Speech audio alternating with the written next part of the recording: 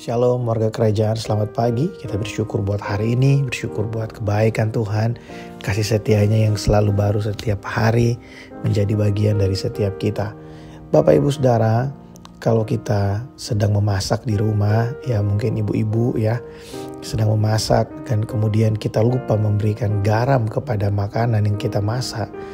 Maka ketika kita memakannya ada sesuatu yang sepertinya hilang dari makanan itu.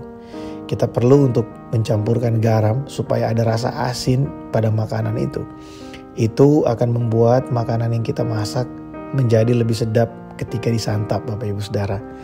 Matius pasal yang kelima ayat yang ke-13, firman Tuhan berkata, ini adalah perkataan Yesus, "Kamu adalah garam dunia. Jika garam itu menjadi tawar, dengan apakah ia diasinkan? Tidak ada lagi gunanya selain dibuang dan diinjak orang." Bapak Ibu Saudara, Yesus sedang berbicara, konteks dari perikop ini adalah Yesus sedang berbicara tentang kehidupan orang percaya. Dia sedang berbicara kepada orang-orang yang percaya kepadanya dan dia ingin memberikan kepada kita satu tugas, yaitu kita harus menjadi garam di tengah-tengah dunia ini. Memberi rasa kepada dunia ini, memberikan sesuatu, ada makna, memberikan sesuatu yang jelas buat dunia ini, bahwa kita membawa satu dampak yang nyata di tengah-tengah lingkungan kita. Itu yang Yesus mau, dan dia mau itu terjadi secara konsisten. Keberadaan kita di tengah-tengah sebuah masyarakat harusnya memberikan satu rasa yang nyata di tengah-tengah lingkungan itu. Bapak Ibu Saudara, Yesus menekankan buat kita bahwa penting sekali untuk kita dalam kehidupan kita sehari-hari untuk kita menjadi seperti garam yang mengasinkan apa yang ada di sekeliling kita. Kita mungkin membawa sukacita, membawa damai sejahtera. Keberadaan kita tidak hanya sekedar ada di tengah-tengah masyarakat, tapi kita menjadi sesuatu yang berdampak buat masyarakat. Nah, di bagian yang lain dalam kitab Markus dikatakan, Markus 9 ayat yang ke-50 dikatakan bahwa kamu harus selalu mempunyai garam dalam kehidupanmu. Kamu harus selalu mempunyai sesuatu yang memberikan rasa atau dampak dalam kehidupanmu. Bapak Ibu Saudara, kita perlu untuk terus melatih kehidupan ini supaya keberadaan kita di masyarakat tidak hanya sekedar ada, tapi kita benar-benar menjadi berkat buat masyarakat yang ada di sekeliling kita. Ini adalah tugas kita bersama sebagai warga kerajaan. Bapak Ibu Saudara, kita ada di dalam dunia ini dengan satu tugas, yaitu menjadi representasi dari kerajaan Allah, menjadi perwakilan dari kerajaan Allah. Dalam bahasa yang lain, dalam Matius pasal yang kelima ayat yang ke-13 ini, Yesus mengumpamakannya sebagai garam.